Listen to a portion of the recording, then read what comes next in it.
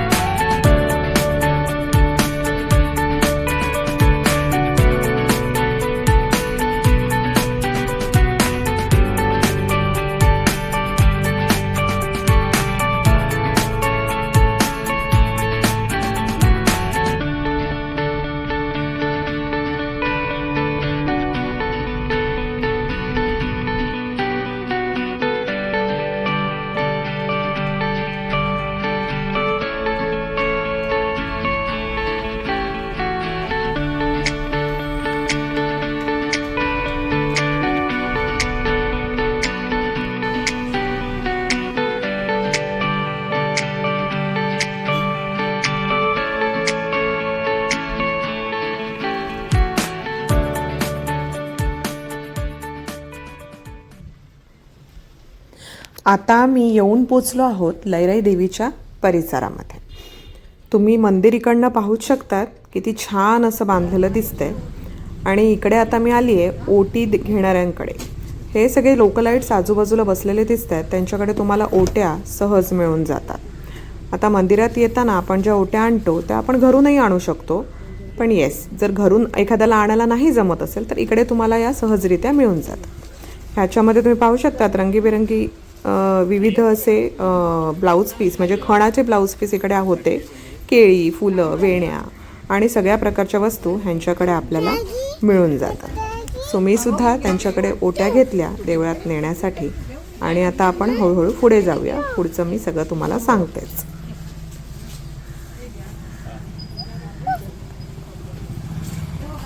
बाजूला देखील हे छोटंसं एक मंदिर होतं. त्याचं सुद्धा कोरीव काम तुम्ही पाहू शकता, किती सुंदर, आणि कलरही अतिशय सुंदर त्याला दिलेला आहे. हे लैराई देवीचं प्रवेशद्वार आहे. मंदिर पूर्ण अतिशय सुंदररित्या बांधकाम त्याचं केलेलं आहे आणि अजूनही समोर बांधकाम त्याचं चालू आहे. त्याच्यामुळे आम्ही समोरच्या प्रवेशद्वाराने जाऊ नाही शकलो आहे. हे बघा, हे वरती आपल्याला नावही दिसतंय, श्रीदेवी लैराई संस्थान असं नावही तिथे लिहिलेलं आहे. खूप उंच असं त्याचा कळसही आहे. छान छान असं कोरीव काम केलेलं आहे. सुंदर रंगकामही केलेलं आहे. हे बघा, वरपर्यंत आपण पाहू शकतो. मला जसा कॅमेऱ्यानं शूटिंग घ्यायला जमलं आहे तसं मी घेऊन दाखवण्याचा प्रयत्न करतेच आहे. अजूनही आपण पुढे जाऊन पाहूच. आणि इथे आल्यानंतर आपण बघतोय की समोर आपल्याला बांधकाम चालू असलेलं दिसतंय. मंदिराचंच बांधकामाचं काम चालू होतं. तर त्याच्यामुळे आता आपण ह्या साईडने हळूहळू मंदिराचा जो मागचा भाग आहे तिकडनं आपण प्रवेश करू मंदिरामध्ये, कारण समोरची जागा जी प्रवेशद्वाराची आहे ती बांधकाम चालू असल्याकारणाने बंद आहे. सो आपण आता मंदिराच्या डाव्या साईडने हळूहळू आतमध्ये जाऊ.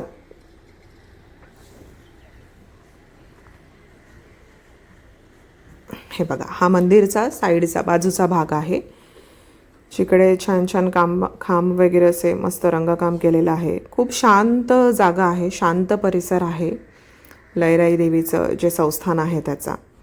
आणि आता आपण पुढेपर्यंत येऊन पोचलेलो आहोत आणि आता आपण लवकरच देवळामध्ये प्रवेश करूच. आतलं शूटिंग मी दाखवेनच. इथे तुम्ही पाहताय की इकडे सुद्धा काही बायका ज्या लोकलाईट्स आहेत इकडच्या, त्यांनी छोटे छोटे असे शॉप्स त्यांचे आहे, ज्याच्यामध्ये विविध प्रकारची तोरणं आपल्याला दिसत आहेत. अतिशय सुंदर अशी स्वतःच्या हाताने त्यांनी विणून बनवलेली अशी तोरणं आहेत जी आपल्याला पाहायला मिळत आहेत. आणि हा मंदिराचा मागचा परिसर आहे, तोही दाखवते तुम्हाला हळूहळू पुढे जाऊन. खूप अवाढव्य असं बांधलेलं हे मंदिर आहे. आणि आता हा परिसर शांत वाटतो एकदम, पण जेव्हा लैराई देवीचा संस्थानाचा जेव्हा जत्रोत्सव असतो तेव्हा इथे भयंकर गर्दी असते. उभं राहायलाही जागा नसते. खूप मोठाल्या रांगा असतात इकडे. आणि हा मागचा परिसर पाहू शकता तुम्ही. आता मी मागच्या साईडला आले. इथे सुद्धा वरती बांधकाम चालूच आहे त्यांचं, पण हा मागचा परिसरसुद्धा खूप भला मोठा परिसर आहे एकदम. आणि हा पूर्ण परिसर त्या जत्रोत्सवाच्या वेळेला पूर्णतः याचा वापर होतो. इथे मोठी मोठी दुकानं असतात, भल्या मोठ्या रांगा असतात भाविकांच्या दर्शनासाठी. महाप्रसाद असतो, त्या महाप्रसादाची तयारी इथे केली जाते.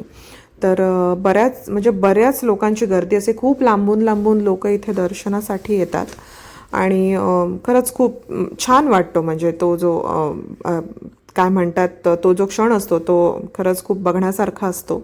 हे बघा, इकडे सुद्धा आपण पाहू शकतो की ही आजूबाजूची जागा सगळी संस्थानाचीच आहे, मंदिराचीच आहे. आणि इथे अजूनही वरती थोडंसं बांधकाम चालू आहे त्यांचं. सो असा हा मागचा परिसर आहे लैराई देवस्थानाचा. आणि हे समोरून मी आतून दाखवते तुम्हाला शूटिंग करून की समोर जिकडे पायऱ्या वगैरे आहे, जिथे प्रवेशद्वार आहे तिकडे हे बांधकाम चालू आहे. म्हणजे मी पुन्हा कधी परत पुढे येईन तेव्हा हे बांधकाम नक्कीच पूर्ण झालेलं असेल, तेव्हा आपल्याला एक वेगळं दृश्य पाहायला मिळेल. इकडे हा मंदिराचा आतला परिसर आहे. अतिशय स्वच्छ असं ठेवलेलं मंदिर आहे. म्हणजे आपण पाहतो इकडे एक बाई आहे ज्या क्लिनिंग करतायत, सगळं मंदिराचं साफसफाई चालू आहे आतमध्ये. आणि खूप हे बघा केवढ्या पायऱ्या आहेत, म्हणजे गाभाऱ्यात इकडे जाण्यासाठी. मी असं लांबून तुम्हाला झूम करून दाखवते, दिसते आपल्याला देवी. आतमध्ये जाऊन पाहूयात की तिकडे आपल्याला शूटिंग करायची परवानगी मिळते का. जर शूटिंग करायची परवानगी मिळाली मला आतमध्ये गाभाऱ्याच्या इकडे जाऊन तर तुम्हाला मी जवळून दाखवेनच, पण तोपर्यंत असं दाखवण्याचा प्रयत्न करते. सो असा हा मंदिराचा आतला परिसर आहे. बघा, आता मी किती बॅक साईडने शूटिंग केलं, म्हणजे मी मागे आली आहे तर किती अवाढव्य मंदिर आहे. आतूनही सुंदर असं सिलिंगला छान फुलांचं कोरीव काम, नक्षीकाम केलेलं आहे. अतिशय सुंदर असे रंगसंगती केलेले आहेत. म्हणजे जो कलर मारला आहे, जो रंग मारला आहे देवळाला, तो सुद्धा खूप छान पद्धतीने त्यांनी हे करून घेतलेला आहे. आता आपण हळूहळू वरती जाऊया. आता ह्या पायऱ्या आहेत आतमधल्या गाभाऱ्याच्या इकडे जाण्यासाठी. सो पाहूयात आपण आतमध्ये जाऊन.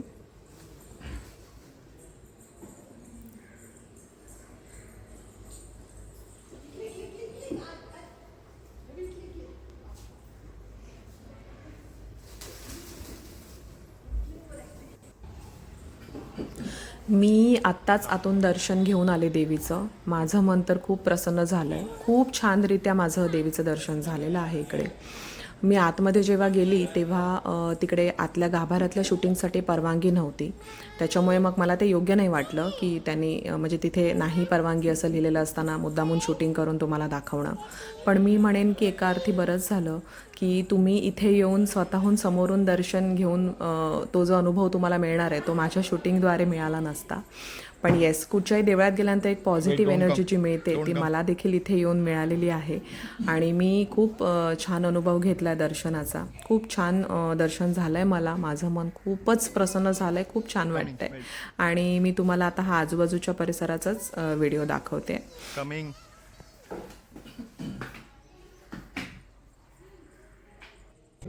सो असा होता माझा लयराई मंदिरमध्ये यायचा प्रवास. आणि खूप छान मंदिर आहे. मस्त सुशोभीकरण केलेलं आहे मंदिराचं आणि छान दर्शन झालं आहे आम्हाला. आतमध्ये व्हिडिओ शूटिंग अलाउड नाही आहे, पण येस, बाहेरून मी मंदिर पूर्णतः दाखवण्याचा प्रयत्न केलेला आहे तुम्हाला. तुम्हाला हा व्हिडिओ आवडला असल्यास माझ्या व्हिडिओला लाईक, शेअर, सबस्क्राईब करायला विसरू नका. आणि या मंदिराला, या ठिकाणाला आवर्जून भेट नक्की द्या.